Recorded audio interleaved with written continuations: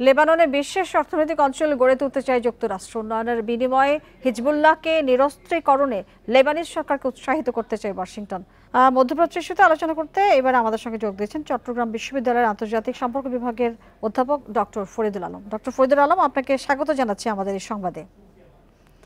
আপনার কাছে আমরা যেটি জানতে চাই আসলে যে গাজা যুদ্ধবিরতির প্রথম ধাপে সম্মত হয়েছে ইসরায়েল এবং হামাস, সেটি আমরা জানি। এতে 2 বছর ধরে যে আগ্রাসন চলছিল সেটি বন্ধের আসলে কতটা সুযোগ সৃষ্টি হয়েছে, অর্থাৎ আদৌ কি এটি আশ্বাস বা আশ্বস্ত হবার মতো চুক্তি বলতে পারি আমরা? আমাকে যুক্ত করার জন্য ধন্যবাদ। আমি প্রথমে ক্ষমা করবেন, আমি জাহাঙ্গীরনগর বিশ্ববিদ্যালয়ের সরকার রাজনীতি বিভাগের অধ্যাপক আহ ফরিদ হোসেন। So, দুঃখিত। আপনি ভুলক্রমে চট্টগ্রাম বিশ্ববিদ্যালয় বলে ফেলেছেন। হ্যাঁ, আপনাকে অনেক ধন্যবাদ। একটি বিষয় দেখেন, যেটি হলো যে আমরা যদি দেখি, সেটি হলো যে ডোনাল্ড ট্রাম্পের যে 20 পয়েন্ট কম্প্রিহেন্সিভ যে পিস প্রপোজাল, ডেফিনেটলি এটি আমি যদি বলি যে ট্রাম্পের রাজনৈতিক ইতিহাসের সবচেয়ে বড় ডিপ্লোম্যাটিক অ্যাচিভমেন্টের একটি। এবং অন্যদিকে আপনি যদি দেখেন যে মধ্যপ্রাচ্যে শান্তি প্রতিষ্ঠায়, বিশেষ করে আহ, ফিলিস্তিন এবং ইসরায়েলের মধ্যে শান্তি প্রতিষ্ঠায়, এটি আমি বলবো যেটা এ যাবৎকালে সবচেয়ে যুগান্তকারী পদক্ষেপ। এবং এই জায়গায় একটি বিষয় আপনি দেখেন, যেটি হলো যে সবচেয়ে গুরুত্বপূর্ণ বিষয় হলো যে যুদ্ধ বন্ধ হওয়ার ফলে যেটি হবে সেটি হলো যে আহ, আমরা যদি দেখি, যেটা হলো যে শত শত মানুষের জীবন রক্ষা হবে অন্তত। এই বিষয়টি খুবই গুরুত্বপূর্ণ। তবে এই এই প্রপোজালের আমরা যদি দেখি যে কতগুলো বিষয় এখনো কিন্তু ওই স্পষ্ট করা হয়নি। একটি বিষয় যে জিম্মি মুক্তি দেওয়ার 250 জন যাবজ্জীবন প্রাপ্ত আসামি, এবং তার সাথে 1700 ফিলিস্তিনি বন্দীদের মুক্তি দেবে ইসরায়েল। আহ, যদি যদি আপনি যদি বলে দেখেন যে গাজায় আটক 48 জন ইসরায়েলি বন্দীদের মুক্তি প্রদান করা হয়, যদিও ধারণা করা হচ্ছে যেটা হলো যে 48 জন ইসরায়েলি বন্দীর প্রায় 20 জন জীবিত আছে। সেই প্রক্রিয়াটি আহ, আহ, আশা করা যায় সেটি হলো যে খুব স্মুথলি হবে। কিন্তু অন্যদিকে আপনি যদি দেখেন, যেটি হলো যে গাজায় সবচেয়ে বড় যে দুর্ভোগ, সেটি হলো যে গাজা এখন দুর্ভিক্ষ আহ, অবস্থায়। গাজার অবকাঠামো আহ, যদি বলেন, সেটি পুরোপুরি ধ্বংস। ডক্টর ফরিদুল, So, সেটা তো আছে। আমি যেটা বলছিলাম যে চুক্তির বিষয়টি আমার যেটা জানবার রয়েছে, যে আমরা দেখেছি যে এরকম অব্যাহত রেখেছে ইসরায়েল, কিন্তু আবার একটি বিষয় যে সেখানে কিন্তু হামলা তারা করছে, সেটি আছে অব্যাহত।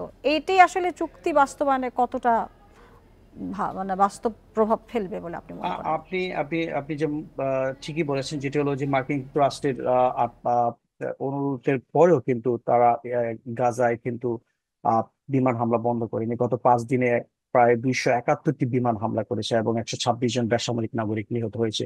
তো এই ক্ষেত্রে একটি অনিশ্চয়তা বরাবরই থেকে যায়। আরেকটি বিষয় যেটি দেখেন, যেটি হলো যে এই চুক্তি যদি বাস্তবায়িত হয়, এই চুক্তির অধীনে আপনি যদি দেখেন, গাজা একটি টেকনোক্রেটিক অরাজনৈতিক ফিলিস্তিনি কমিটি অন্তর্বর্তীকালীন শাসন ব্যবস্থার অধীনে চলে যাবে। এবং আরেকটি বিষয় যেটি হলো যে বোর্ড অফ পিস এর অধীনে আহ, বিশ্ব নেতৃবৃন্দ থাকবে, এবং যেটি ডোনাল্ড ট্রাম্পের নেতৃত্বে থাকবে। আহ, তো সেই জায়গায় গাজার প্রতিনিধিদের কিভাবে নিযুক্ত করা হবে, বা মধ্যপ্রাচ্যের যারা বড় স্টেক হোল্ডার্স রয়েছে, বিশেষ করে কাতার থেকে শুরু করে ইজিপ্ট এবং ইউএই, তাদের ভূমিকা কি থাকবে। এবং অন্যদিকে আপনি যদি দেখেন, যেটা হলো যে একটি অস্থায়ী ইন্টারন্যাশনাল স্টেবিলাইজেশন ফোর্স আইএসএফ গঠন করা হবে, যেটি গাজার সার্বক্ষণিক নিরাপত্তা রক্ষা করবে, এবং বিশেষ করে গাজায় বিশেষ করে পুলিশ প্রশাসনের প্রশিক্ষণ থেকে শুরু করে অন্যান্য বিষয় করবে। সেগুলো কিন্তু কম্প্রিহেন্সিভ প্ল্যান বা পরিকল্পনা এখনো পর্যন্ত কিন্তু প্রকাশ করা হয়নি।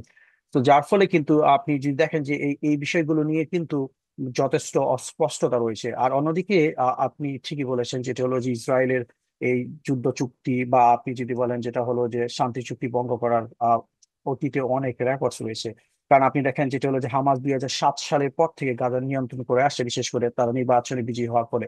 তো এই চুক্তি স্বাক্ষরিত হওয়ার পরে হামাসের রাজনৈতিক ইতিহাসে সবচেয়ে বড় পরাজয়। হামাস কিন্তু রাজনৈতিকভাবে কোনো সংগঠন হিসেবে আর বিবেচিত হবে না। হামাসকে হয় গাজায় সাধারণ নাগরিক হিসেবে বসবাস করতে হবে, অথবা এই চুক্তিতেই বলা রয়েছে তারা যদি সেফ এক্সিট চায়, তারা গাজা ছেড়ে অন্য যে কোনো জায়গায় চলে যেতে পারবে।